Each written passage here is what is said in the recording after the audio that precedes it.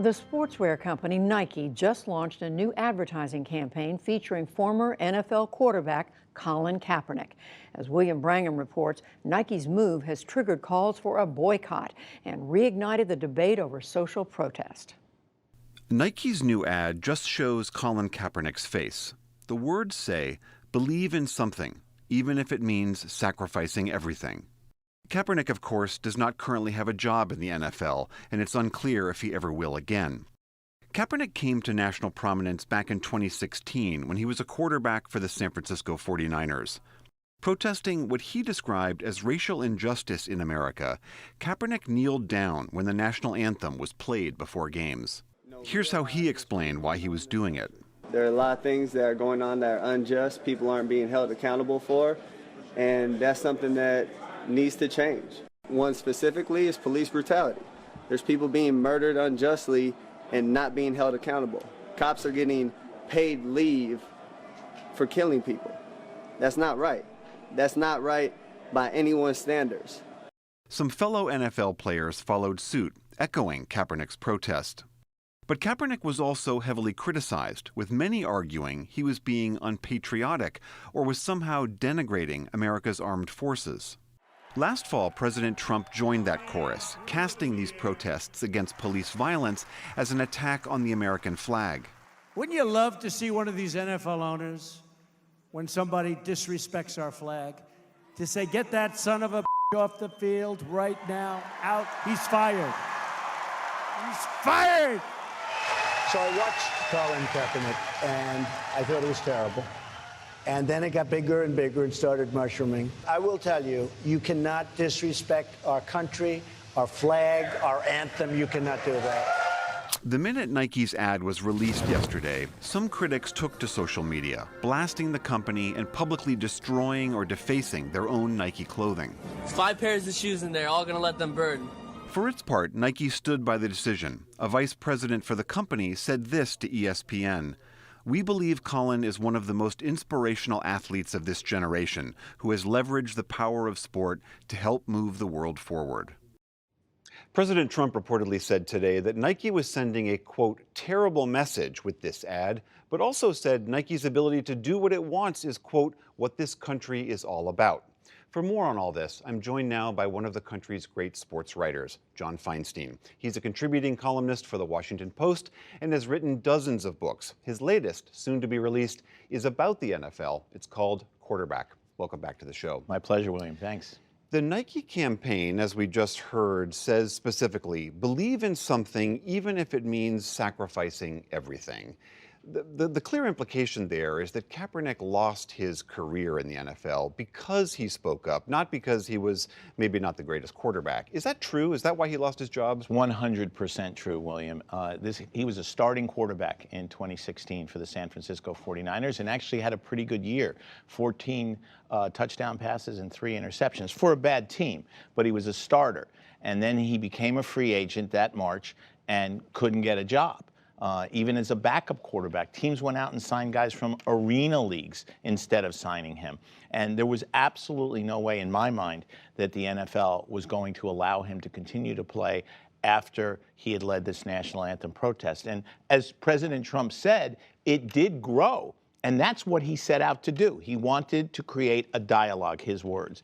And that's what happened. And the NFL wouldn't give him a job. And now they're facing a collusion case in front of an arbitrator brought by Colin Kaepernick. Right. You clearly believe that Kaepernick's case is legit, that the owners, maybe they didn't get on the phone collectively and say, hey, let's not hire this guy. But that's going to be a very hard case to prove. It always is, unless there's a smoking gun, unless there's a transcript of a conversation between the commissioner and owners. I mean, back in the 1980s, baseball players were able to prove collusion against the major league owners in terms of contracts because it came out that the commissioner back then had said don't sign them to these big contracts, but it is very hard to prove. I also think, though, that the Eric Reid case may help Kaepernick because Eric Reid is a 27-year-old safety who was one of the best in the league, a teammate of Kaepernick's, joined Kaepernick's protest, became a free agent this past March, and doesn't have a contract either. So you don't have to get on the phone with people to collude not to sign somebody. Speaking of the Nike campaign, do you think that there is a potential downside to them? I mean, we've already seen the trickles of a boycott threatening people burning their shoes. Do you think there's a downside to the company? There's no question there's a gamble here on the business side by Nike. I'm sure they did market research before they made the decision to sign Kaepernick to a new contract. He'd been with them since 2011, and to launch this campaign. And of course, they knew there was going to be backlash like this at first, because this is a very black and white issue to most people. You're either on one side or you're on the other side. There are very few people who are in the middle. So what you saw during your piece there, people burning Nike gear, the stock went down today on Wall Street. But I'm sure they're convinced that long term, there will be bounce back because of this campaign for them. I'm reminded a little bit in an ironic way of years ago when Michael Jordan, another Nike client, was asked by Dean Smith to campaign for Harvey Gantt in the Senate race in North Carolina against Jesse Helms, one of the last segregationists in the Senate. And Michael Jordan turned him down and said to Dean Smith, you know, Republicans buy shoes too. I think Nike is banking on the fact right now that African Americans buy shoes too. And maybe it's possible that Nike actually wants to court a backlash. I mean, we know that they've been taking some market heat from companies like Under Armour. Right. Maybe they want to polarize the environment and drive young, maybe liberal, maybe African American kids to buy their pricey shoes. Well, it's very interesting because who is their most prominent spokesman right now? It's LeBron James, who's been very outspoken on social issues, who has engaged with President Trump in a give and take. It's been very hostile. And seemingly suffered no repercussions for it. No, and he's still the most, probably right now, the most popular athlete, certainly in this country and perhaps in the world. Maybe there are soccer players who are more popular worldwide than LeBron James, but in this country, he is the man. And he's very different than Michael Jordan, who never wanted to take a political stance. He's taken many political stances. Serena Williams has also spoken out on Kaepernick's behalf just in the last few days. So I think Nike is believing, or hoping at least, that there will be people who will say, hey, you're on Colin Kaepernick's side, we want your product. To that example of LeBron and Serena, is that simply a function of if you are clearly the top in your field, you can risk a political controversy, but if you're maybe on the bubble, you can't risk it? Oh, there's no question about that. I mean, if Tom Brady, let's just use that as an example, chose to kneel for the national anthem. I've heard, a decent quarterback. Yeah, himself. he's had a few good years. He's won 5 Super Bowls. I think he'd still have a job. Or to use an African-American example, Cam Newton with the Carolina Panthers. If he had been the one who had decided to take this issue on, he wouldn't have ended up as a free agent without a job. But Colin Kaepernick was a good NFL quarterback. He took the 49ers to a Super Bowl in his second year in the league, and has been a solid player. But a great player, no. Is he going to the Hall of Fame? No. And because of that, a lot of teams took the approach either we don't want them. Remember, most NFL owners are conservative. At least 7 of them gave more than $1 million to President Trump in his campaign.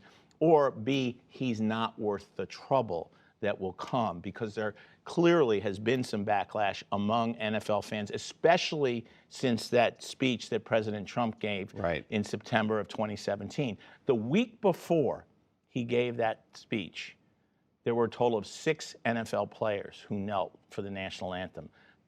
That Sunday, 2 days later, there were more than 200. And 3 NFL teams stayed in the locker room altogether. And the controversy is still ongoing because the owners tried to unilaterally change the rules on the anthem this past May, saying if you are on the field, you must stand. And the Players Association if not, head to the locker room. Yeah, or stay in the locker room. And the Players Association says, wait a minute, this is part of the collective bargaining agreement. You have to bargain this with us. So now they've backed off, and the 2 sides are trying to negotiate some kind of compromise. John Feinstein, the next book is Quarterback. Can't wait to see it. Thank you very much for being here. Thanks for having me, William. Appreciate it.